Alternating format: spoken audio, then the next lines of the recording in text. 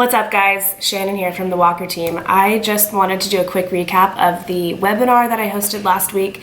Some key points, some key takeaways from two of the best in the biz, Monique Stanford from Homebridge Lending and my own team lead, Keith Walker. We touched on some really important topics when you're talking about first-time home buying, loans, lending, offer situation, market stats. All really useful information if you or somebody you know is thinking about making a move in the near future. So check it out, drop a comment, and let me know if you found it useful. So the purpose of today's webinar, my goal is to give you guys the best information to make educated decisions around finance and real estate in general, so you can make the best decisions for your family moving forward. So what today's going to kind of look like is the first half of the presentation is going to be really financing and lender focused. Loans, options, what are rates, what does it look like out there, how volatile are things, what are points, all of those sort of questions.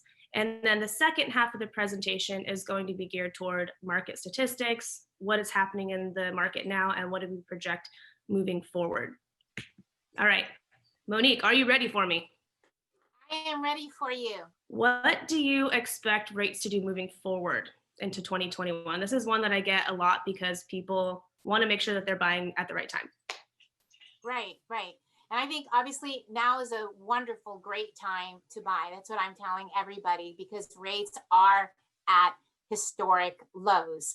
And we say that over and over again because they've continued to stay low, especially purchase money loans. So I always tell people what I'm seeing right now is that rates are going to continue to stay low.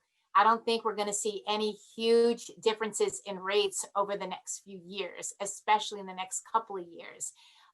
Given the fact that we have an election coming up, depending on what happens there, rates could possibly spike, but if they did, it would be temporary. It'd be a knee-jerk reaction, right? So, and then we're going to see those rates come back down. I mean, we're basically in a recession right now. And so the feds are doing everything they can, and they will continue to do everything they can to drive those rates down, to keep them down so that the economy could stay as strong as possible based on the current atmosphere right now.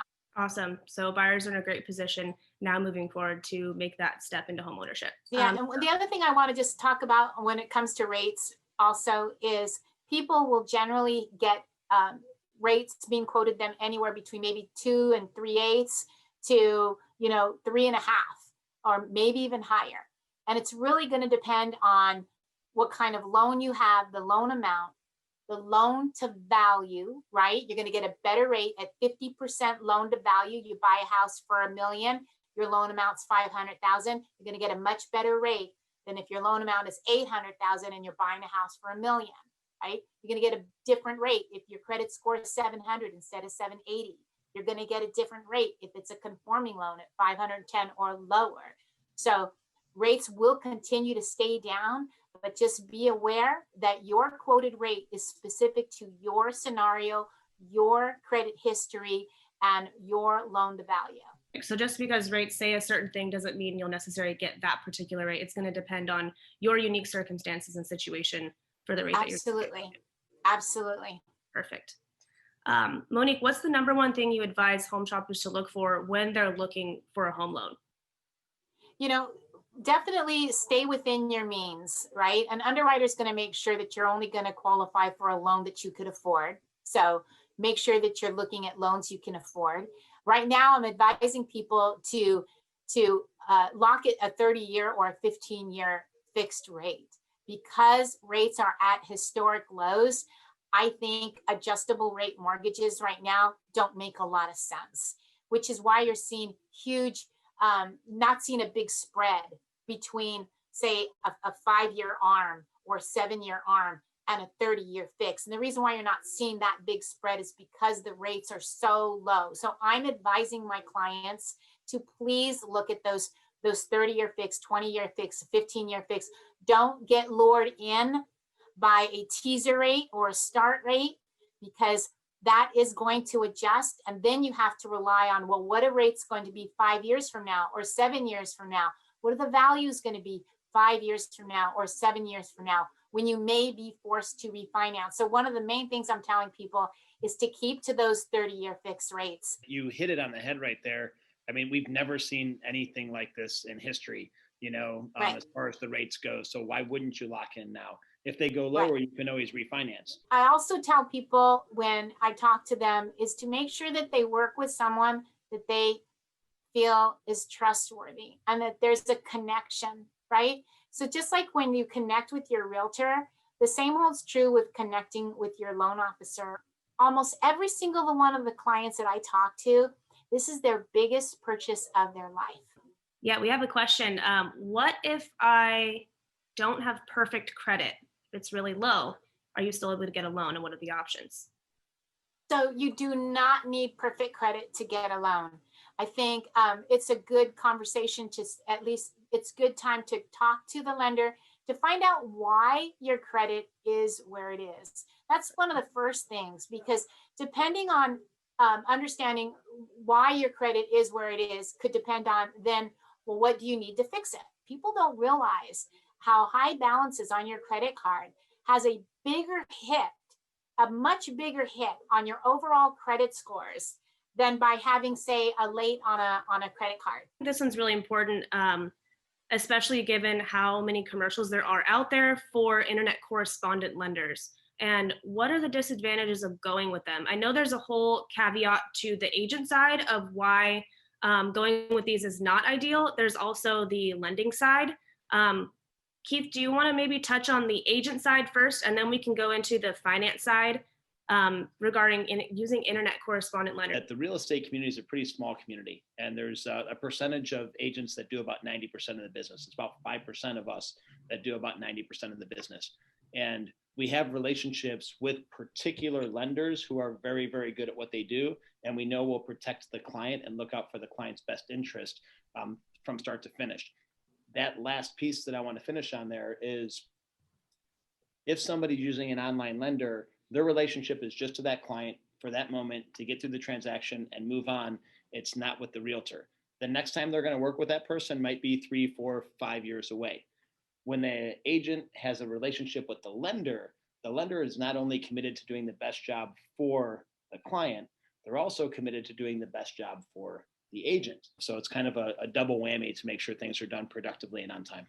Perfect. And when you're on the listing side and you have a choice and you have multiple offer situations, you're looking for offers to eliminate. And a lot of times, if you can't get a hold of that lender, or if something's shaky or off about it, you lose out on getting the home over the lender, really, in some cases. So, without question. Monique, did you want to add anything to that as well for the internet correspondent letters? Yeah.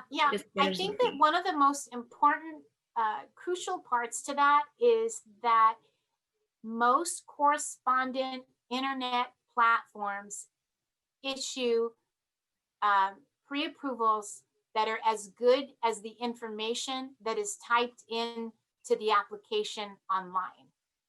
When they're completing an application, they're thinking in their mind, what's their taxable income? What's my W-2 say, right?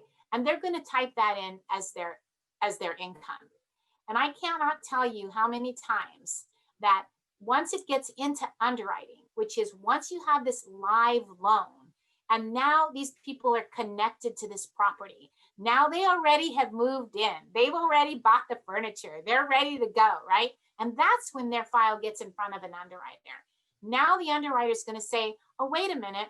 This RSU income, it looks like they just started receiving it this year. We can't use that. Oh, this bonus income, it looks like they just started receiving that this year also. We can't use that. So now this online letter that they received is worth the paper that it's printed on. So one of my biggest concerns with working with online lenders is that you're getting an approval based on the information that clients are typing in, which is their actual income and not what we would refer to as qualifying income. And right now with COVID, there's a lot of people that took off or unfortunately weren't working for a few months this year. So it's even more crucial that you have somebody pre-underwriting your files and taking that time to do so. Correspondent lender, generally speaking, does not. Beautiful. Yes, you take it that one extra step just to save all of those hassles that could happen down the road by just acting proactively and getting that file pre-underwritten. Just a quick scenario here about getting creative with the loan that you're going to get to be able to stay within the mortgage payment, because we always say live within your mortgage payment, right? But how can we do that? By also writing a competitive offer. Say in a multiple offer situation and you need to up your offer price, but you're really not comfortable paying too much more in your mortgage payment. So what are some creative ways that we can do that? So the example here is just pulled some round numbers on a $1.5 million purchase, 20% down, which means a $1.2 million loan amount. And we just picked 3.25% interest with 0 points. Your principal and interest comes out to about $5,222 a month and $680,000 paid in interest over the term of that loan. So what if we need to up our purchase price in order to compete? Monique, you want to talk a little bit about the options here with this? Yeah. So again, sometimes people will say, well, gosh, you know what? They get their pre-approval and their principal and interest and taxes and insurance. Let's just say the whole thing was $5,200. Let's just say that, right? So in their brain, they make an offer and I'll always send them, here's what your PITI will be on this home, right? So now they know what their payment's going to be when they make that offer. Well, if they get into a counter situation, they're typically in their mind, they're like, well, I want to keep my payment at this, right? So one of the ways you can do that is by actually buying your rate down and paying discount points. And so in this particular scenario, if this client was countered to pay $20,000 more than their initial offer, if they pay $20,000 more, what if they just paid 1 point towards buying their interest rate, and 1 point is equivalent to 1% of the loan amount, right? So if you have a loan amount of $500,000, 1 point is $5,000. $1 million, 1 point is $10,000. So it seems like a lot of money, but in the big grand scheme of things, it's actually not so bad. And as a matter of fact, in this particular scenario, paying 1 point with a higher purchase price of $20,000 more is actually still going to lower your total mortgage payment because the P&I is only $5,126 versus $5,222. And that's by buying your rate down. So now you're put in a position where you can pay more and you still can have an affordable payment. And the total interest in this particular scenario, again, a bigger loan amount, is costing them $629,613 total lifetime interest versus that $680. So when you think about it, that's a over $50,000 savings, but you did pay 1 point, 1% of the loan amount. So you subtract that, and that gives you total savings of $38,218. Now, the savings could possibly be even bigger depending on your income tax bracket, talking to an accountant, knowing that actually you can write off a point, you can write off upfront discount points. And again, it depends on how you're filing taxes. But what's important to know is this is your minimum savings right here, is that $38,000. Even if you only held on to the house for half the time, that's again, $17,000 that's going to save you in this scenario. So paying more doesn't necessarily mean paying more, right? No, that's really thorough. And then the last piece here is just also knowing that that new sale in that neighborhood is going to set the new comparable for the next home that comes up. Now you may be paying more for that same type of house if you decide not to go forward with the option, getting creative with the loan and going for it. Right. I always tell, Shannon and I talked about this earlier. I always tell my clients, you know what, they'll wonder what they should offer. And I always say, if it sells for a certain dollar amount that you kick yourself over because you would have paid it, right? If you're like, man, I would have paid that. Well, then that's what you offer, you know? And that's, I know, something that in multiple it makes me crazy because people, well, I would have paid that. Well, why didn't you offer that? Because there's nothing worse than losing out. Because then again, like Shannon said, that has set the new precedence of what we would look at as a closed comp. So now that next offer that you're going to have to make it's probably going to cost you another 10 to 15 grand, what you could have paid in that point. Exactly.